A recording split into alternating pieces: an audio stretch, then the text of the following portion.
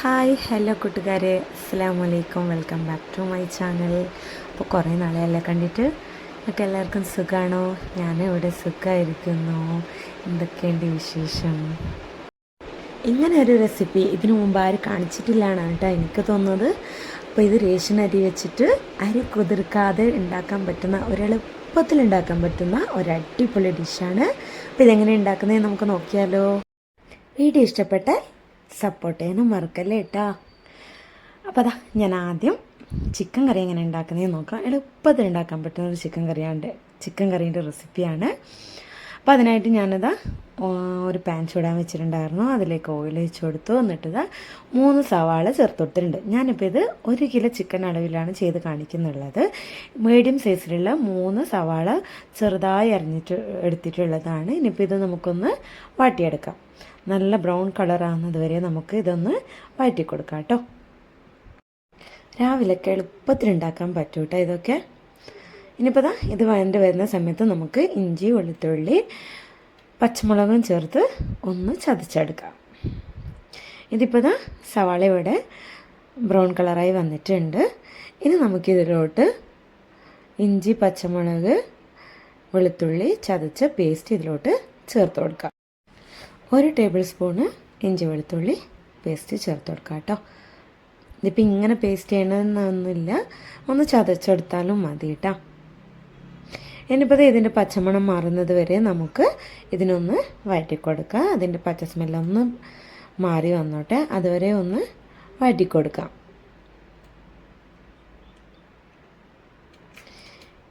ഇതിന് നമുക്ക് തേങ്ങാപ്പാലിൻ്റെ ആവശ്യമൊന്നുമില്ല കേട്ടോ.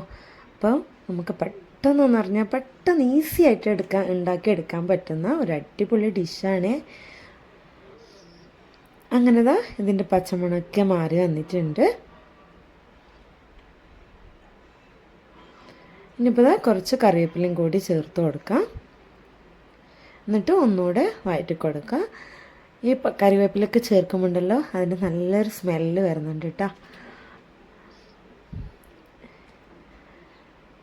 അങ്ങനെ നല്ല പോലെ വഴറ്റി കൊടുത്തിട്ടുണ്ട്. ഇനി നമുക്കിതിലോട്ട് പൊടികൾ ചേർത്ത് കൊടുക്കാം. ഇനിയിപ്പോൾ ഇതിലേക്ക് പൊടികൾ എന്തൊക്കെയാണ് ചേർക്കുന്നതെന്ന് നോക്കാം. 1/2 ടീസ്പൂൺ മഞ്ഞൾപ്പൊടിയും 1/4 ടീസ്പൂണ് കുരുമുളക് പൊടിയും 1 ടേബിൾ സ്പൂണ് മല്ലിപ്പൊടിയും 1/2 ടേബിൾ സ്പൂണ് മുളക് പൊടിയും 1/4 ടീസ്പൂണ് ചിക്കൻ മസാല പൗഡറും എന്നിട്ട് ഒരു 1/2 ടീസ്പൂണ് ഗരം മസാലപ്പൊടിയും ചേർത്ത് കൊടുക്കുക കേട്ടോ. എന്നിട്ട് അതിൻ്റെ പച്ച സ്മെല്ല് മാറുന്നത് വരെ വഴറ്റി കൊടുക്കുക. ഇതിപ്പോൾ ഞാൻ ചേർത്തിട്ടുള്ളത് ഗരം മസാലപ്പൊടിയാണ്. അപ്പോൾ ഞാൻ ആദ്യം ചേർക്കാൻ വിട്ടുപോയതാണ്, എന്നിട്ട് വീണ്ടും ചേർത്ത് കൊടുത്തു. അപ്പോൾ ഇനി ഇത് നല്ല പോലെ ഒന്ന് വഴറ്റി കൊടുക്കുക. അതിൻ്റെ പച്ച സ്മെല്ലൊക്കെ ഒന്ന് മാറി വന്നോട്ടെ, അതുവരെ ഒന്ന് വഴറ്റി കൊടുക്കാം. പൊടികൾ ചേർക്കുമ്പോൾ നമ്മളെപ്പോഴും ചെറിയ തീയിൽ തന്നെ ഇടാൻ ശ്രദ്ധിക്കുക. ചെറിയ സ്ലോ ഫ്ലെയിമിലിട്ട് പൊടികൾ ചേർക്കുക, ഇല്ലെങ്കിൽ പെട്ടെന്ന് പൊടികൾ കരിഞ്ഞു പോകും. പിന്നെ അതിൻ്റെ ഒരു കയ്പ്പ് രസം നമ്മുടെ കറിക്ക് ഫീൽ ചെയ്യും കേട്ടോ. ഇതിപ്പോൾ പച്ച സ്മെല്ലൊക്കെ മാറി വന്നിട്ടുണ്ട്. ഇനി നമുക്കിതിലോട്ട് ചിക്കൻ ചേർത്ത് കൊടുക്കാം. ചിക്കൻ നല്ല കഴുകി വൃത്തിയാക്കി വെച്ചിരിക്കുകയായിരുന്നു കേട്ടോ. ഇനിയിപ്പോൾ ചിക്കൻ കഴുകില്ലേ എന്ന് പൊങ്കാലിടാൻ വരല്ലേ. എന്നിട്ട് നമുക്ക് ഇതിനെ നല്ല പോലെ ഒന്ന് മിക്സ് ചെയ്ത് കൊടുക്കുക. ചിക്കനിലേക്ക് ആ മസാല പിടിക്കുന്നത് വരെ നല്ലപോലെ യോജിപ്പിച്ച് കൊടുക്കുക. അപ്പോൾ നമ്മൾ ഇതിലേക്ക് തക്കാളി ആഡ് ചെയ്യുന്നില്ല, തക്കാളി ചേർക്കുന്നില്ല. അതിന് പകരമായിട്ട് നമുക്ക് ചെറുനാരങ്ങയുടെ നീരാണ് നമ്മൾ ഇതിലോട്ട് ചേർത്ത് കൊടുക്കുന്നത്. അപ്പോൾ ചെറുനാരങ്ങയുടെ നീരെന്ന് പറയുമ്പോൾ ഒരു ചെറുനാരങ്ങയുടെ 1/4 പകുതി നീരാണ് ഞാൻ ചേർക്കുന്നത്. ചെറിയൊരു കഷ്ണം, ഇല്ലെങ്കിൽ 1 ടീസ്പൂൺ എന്ന് പറയാം കേട്ടോ. അത്രയും നീര് മതി, ഒരുപാടൊന്നും ചേർക്കരുത്. അപ്പോൾ അതിന് നിങ്ങളുടെ കയ്യിൽ ചെറുനാരങ്ങ ഇല്ലയെന്നുണ്ടെങ്കിൽ നമുക്ക് വിനീഗറും ചേർത്ത് കൊടുക്കാം. ഇതിപ്പോൾ ഞാൻ നല്ല പോലെ മിക്സ് ചെയ്തെടുത്തിട്ടുണ്ട്. ഇനി നമുക്ക് ഇതിലോട്ട് ചെറുനാരങ്ങയുടെ നീര് പിഴിഞ്ഞ് കൊടുക്കാം. അപ്പോൾ ഇത്രയും ചെറിയൊരു നാരങ്ങയുടെ കഷ്ണമാണ് ഞാൻ ചേർക്കുന്നുള്ളത്. അതിൻ്റെ ചെറിയൊരു നീര് മാത്രമാണ് കേട്ടോ ചേർക്കുന്നത്. കുറച്ച് നീര് മതി. നിങ്ങളുടെ കയ്യിൽ ഇതില്ലാന്നുണ്ടെങ്കിൽ വിനീഗർ ചേർത്ത് കൊടുക്കുക കേട്ടോ. എന്നിട്ട് ഒന്നും കൂടി നല്ലപോലെ മിക്സ് ചെയ്ത് ഉപ്പ് ചെക്ക് ചെയ്ത് നോക്കുക. ഉപ്പ് വേണമെന്നുണ്ടെങ്കിൽ ഉപ്പ് ചേർത്ത് കൊടുക്കുക. എന്നിട്ട് നമുക്കിത് അടച്ച് വെച്ച് ഒരു 10 മിനിറ്റ് ലോ ഫ്ലെയിമിൽ വേവിച്ചെടുക്കാം. അപ്പോൾ ഈ സമയത്ത് നമ്മളിതിലേക്ക് വെള്ളമൊന്നും ചേർക്കുന്നില്ല. വെള്ളം വേണമെന്നുണ്ടെങ്കിൽ നമുക്ക് പിന്നീട് ചേർക്കാം കേട്ടോ. അപ്പോൾ ഈ സമയത്ത് ഇതൊന്ന് വെന്ത് വന്നോട്ടെ. അപ്പോൾ ഇത് തിളച്ച് വരുന്ന സമയത്ത് ചിക്കൻ്റെ നീര് ഇറങ്ങി വരും. അപ്പോൾ അതൊന്ന് നമുക്ക് നോക്കിയിട്ട് വേണമെന്നുണ്ടെങ്കിൽ നമുക്ക് വെള്ളം ചേർത്ത് കൊടുക്കാം കേട്ടോ. ഇനിയിപ്പോൾ നമുക്ക് അടച്ച് വെച്ച് വേവിച്ചെടുക്കാം. അപ്പോൾ അടച്ച് വെച്ച് വേവിച്ചെടുക്കുമ്പോൾ അതിന് ഇടയ്ക്കിടയ്ക്ക് തുറന്ന് ഇളക്കാൻ മറക്കരുത്. അങ്ങനെ മറന്നിട്ടുണ്ടെങ്കിൽ അടിയിൽ പിടിച്ച് കുളമായി ചളമായി നിങ്ങളുടെ കയ്യിൽ ചിക്കൻ കറി കിട്ടും. അപ്പോൾ അതുകൊണ്ട് ശ്രദ്ധിക്കണം കേട്ടോ. ഇടയ്ക്കൊന്ന് ഇളക്കി യോജിപ്പിച്ച് കൊടുക്കണം കേട്ടോ. ഇതിപ്പോൾ 5 മിനിറ്റ് ആയിട്ടുണ്ട്. 5 മിനിറ്റ് കഴിഞ്ഞതിന് ശേഷമാണ് ഞാനിത് തുറന്ന് കാണിച്ചു തരുന്നത്. അപ്പോൾ ഇത്രയും നീര് ഇറങ്ങിയിട്ടുണ്ട്. ഇനി ഒരു 5 മിനിറ്റും കൂടി നമുക്ക് ഇതേപോലെ തന്നെ അടച്ച് വെച്ച് വേവിച്ചെടുക്കാം കേട്ടോ. അപ്പോൾ അതിൽ നിന്ന് എത്രയും നീര് ഇറങ്ങി വരുന്നുണ്ടെന്ന് ഞാൻ കാണിച്ചു തരാം. അപ്പോൾ അത് ഇടയിൽ നമ്മൾ തുറന്ന് ഇളക്കാൻ മറക്കരുത്, അടിയിൽ പിടിക്കും കേട്ടോ. അപ്പോൾ അത് ഒന്നും കൂടി 5 മിനിറ്റ് കഴിഞ്ഞ ശേഷം വീണ്ടും കാണിച്ചു തരാവേ. അങ്ങനെ ഇപ്പോൾ മൊത്തത്തിലായിട്ട് 10 മിനിറ്റ് ഞാൻ വേവിച്ചെടുത്തിട്ടുണ്ട്. അപ്പോൾ ഇത്രയും നീര് നമുക്ക് ചിക്കനിൽ നിന്ന് ഇറങ്ങി കിട്ടിയിട്ടുണ്ട് കേട്ടോ. ഇനിയിപ്പോൾ ഒന്നും കൂടി നല്ലപോലെ മിക്സ് ചെയ്ത് യോജിപ്പിച്ചെടുക്കാം. ശേഷം നമുക്കിതിലോട്ട് ഫ്രഷ് ക്രീം ചേർത്ത് കൊടുക്കാം കേട്ടോ. അപ്പോൾ ഇത് ഞാൻ എളുപ്പത്തിൽ ഉണ്ടാക്കി കാണിക്കുന്നതുകൊണ്ടാണ് ഫ്രഷ് ക്രീം ചേർത്ത് കൊടുക്കുന്നത്. നിങ്ങളുടെ കയ്യിൽ ഫ്രഷ് ക്രീം ഇല്ലയെന്ന് ഉണ്ടെങ്കിൽ നല്ല കട്ടിയോടുള്ള തേങ്ങാപ്പാൽ ചേർത്ത് കൊടുക്കുക. ഒരു കുഴപ്പമില്ല, ടേസ്റ്റിലൊരു വ്യത്യാസം വരത്തില്ല കേട്ടോ. അങ്ങനത്തെ തേങ്ങാപ്പാലൊക്കെ ഫ്രഷ് ക്രീം ചേർത്ത് കൊടുത്തിട്ടുണ്ട്. ഇനി നമുക്കിതിലേക്ക് കുറച്ച് വെള്ളം ചേർത്ത് കൊടുക്കാം. വെള്ളം ചേർക്കുമ്പോൾ നല്ല തിളച്ച വെള്ളം തന്നെ ചേർത്ത് കൊടുക്കാൻ ശ്രദ്ധിക്കുക, പച്ചവെള്ളം ചേർക്കരുത്. അപ്പോൾ കറിക്ക് ചെറിയൊരു ടേസ്റ്റിന് വ്യത്യാസം വരും കേട്ടോ. എപ്പോഴും നമ്മൾ കറിക്ക് ചേർക്കുമ്പോൾ നല്ല തിളച്ച വെള്ളം തന്നെ ചേർത്ത് കൊടുക്കാൻ ശ്രദ്ധിക്കുക. അങ്ങനെ നമ്മുടെ കറി നല്ലപോലെ തിളച്ച് വരുന്നുണ്ട്.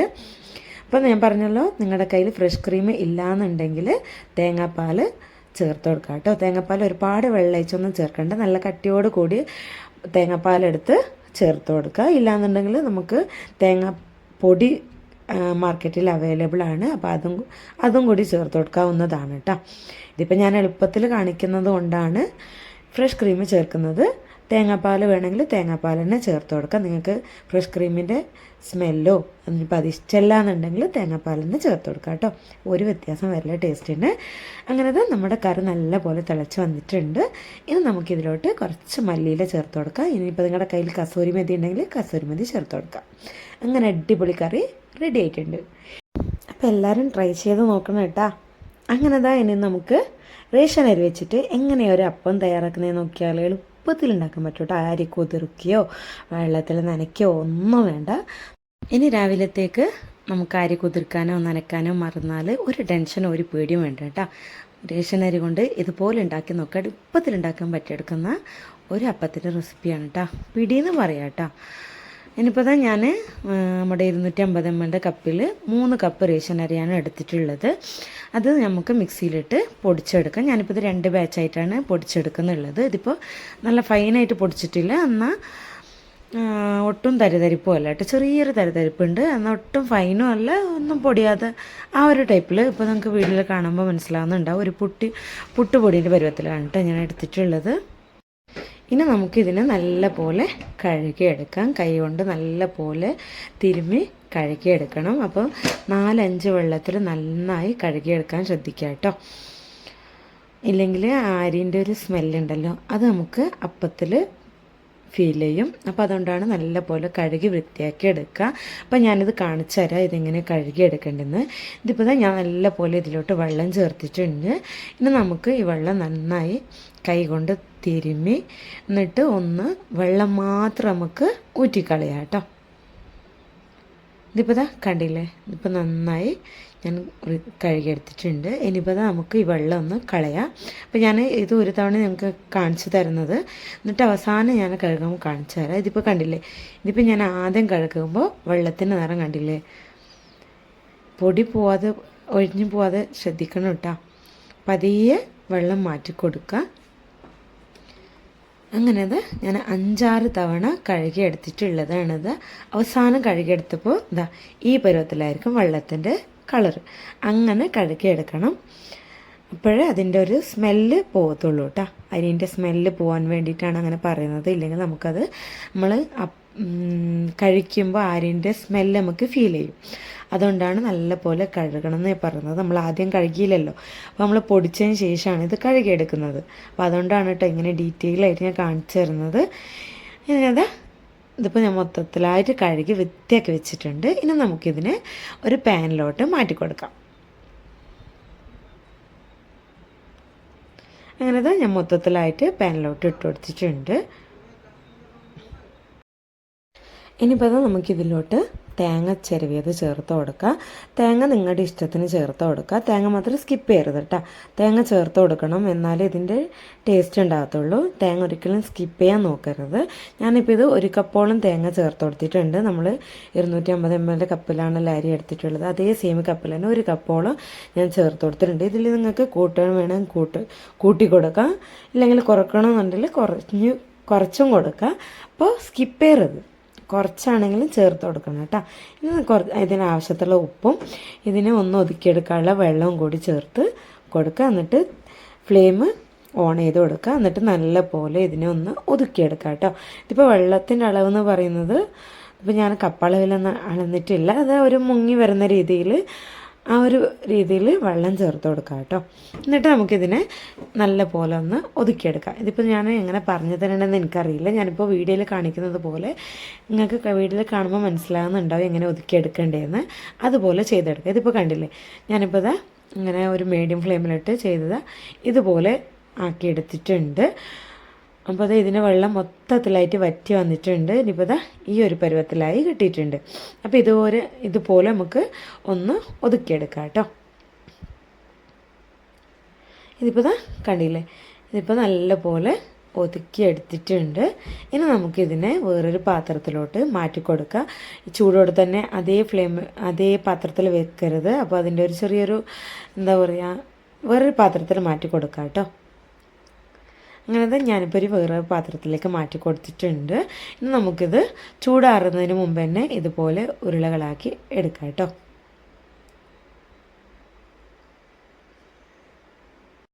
ഇതുപോലെ ചെയ്തെടുക്കാം കേട്ടോ. അപ്പോൾ ചെറിയ ബോൾസാക്കി എടുക്കാൻ ശ്രദ്ധിക്കുക.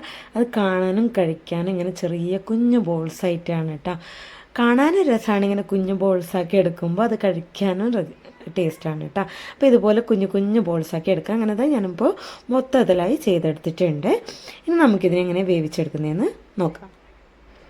ഇനിയിപ്പോൾ ഇത് നമുക്ക് ആവിയിൽ വേവിച്ചെടുക്കാം. അപ്പോൾ നമ്മൾ ബോൾസാക്കി എടുക്കുന്ന സമയത്ത് തന്നെ വെള്ളം തിളക്കാൻ വെക്കുക. വെള്ളം തിളച്ചതിന് ശേഷം ഇത് വെച്ച് കൊടുക്കുക കേട്ടോ. എപ്പോഴും വെള്ളം തിളച്ചതിന് ശേഷം മാത്രമേ വെച്ച് കൊടുക്കാവൂ. ഇനിയിപ്പോൾ ഇതൊരു 10 മിനിറ്റ് നമുക്ക് ആവിയിൽ വേവിച്ചെടുക്കാം. മീഡിയം ഫ്ലെയിമിൽ വെച്ച് ഒരു 10 മിനിറ്റ് മതി കേട്ടോ. പെട്ടെന്ന് വെന്ത് കിട്ടുന്നത്. അങ്ങനെ നമ്മുടെ അടിപൊളിയായിട്ടുള്ള പിടി റെഡി ആയിട്ടുണ്ട്. നിങ്ങൾക്ക് എല്ലാവർക്കും ഇഷ്ടപ്പെടും. തീർച്ചയായിട്ടും എല്ലാവരും ട്രൈ ചെയ്ത് നോക്കാം. എളുപ്പത്തിൽ ഉണ്ടാക്കാൻ പറ്റുന്ന ഒരു ചിക്കൻ കറിയുടെ പിടിയുടെ റെസിപ്പിയാണ്. അപ്പോൾ എല്ലാവരും ട്രൈ ചെയ്ത് നോക്കുക. രാവിലെയൊക്കെ നമുക്ക് എളുപ്പത്തിൽ അധികം കഷ്ടപ്പെടാതെ ഉണ്ടാക്കിയെടുക്കാൻ പറ്റുന്നൊരു ഡിഷാണ്. അപ്പോൾ നിങ്ങൾക്ക് എല്ലാവർക്കും വീഡിയോ ഇഷ്ടപ്പെട്ടു എന്ന് വിചാരിക്കുന്നു. അപ്പോൾ വീഡിയോ ഇഷ്ടപ്പെട്ടാൽ ലൈക്ക് ചെയ്യാനും ഷെയർ ചെയ്യാനും മറക്കല്ലേ. നിങ്ങളുടെ ഫാമിലി ഫ്രണ്ട്സിനൊക്കെ വീഡിയോ ഷെയർ ചെയ്യാനും മറക്കല്ലേ കേട്ടോ. അപ്പോൾ എൻ്റെ ചാനൽ ആദ്യമായി കാണുന്നവരാണെങ്കിൽ വീഡിയോ ഇഷ്ടപ്പെടുവാണെങ്കിൽ പ്ലീസ് ഒന്ന് സബ്സ്ക്രൈബ് ചെയ്ത് സപ്പോർട്ട് ചെയ്യണേ. തൊട്ടടുത്ത് കാണുന്ന ബെല്ലൈക്കനും കൂടി ക്ലിക്ക് ചെയ്യാം. ഞാൻ പുതുതായി വീഡിയോസ് ഇടുമ്പോൾ നിങ്ങൾക്ക് നോട്ടിഫിക്കേഷൻ വരുന്നതായിരിക്കും കേട്ടോ. അപ്പോൾ എല്ലാവരും തീർച്ചയായും ട്രൈ ചെയ്ത് നോക്കണേ. എന്നിട്ട് ഫീഡ്ബാക്ക് അറിയിക്കാൻ മറക്കല്ലേ കേട്ടോ. അപ്പോൾ ഇന്നത്തെ വിശേഷം ഇത്രയേ ഉള്ളൂ. നല്ലൊരു സിമ്പിൾ റെസിപ്പിയുമായി അടുത്ത വീഡിയോയിൽ കാണുന്നവരേക്കും എൻ്റെ എല്ലാ കൂട്ടുകാർക്കും ബായ്. അസ്സലാമു അലൈക്കും.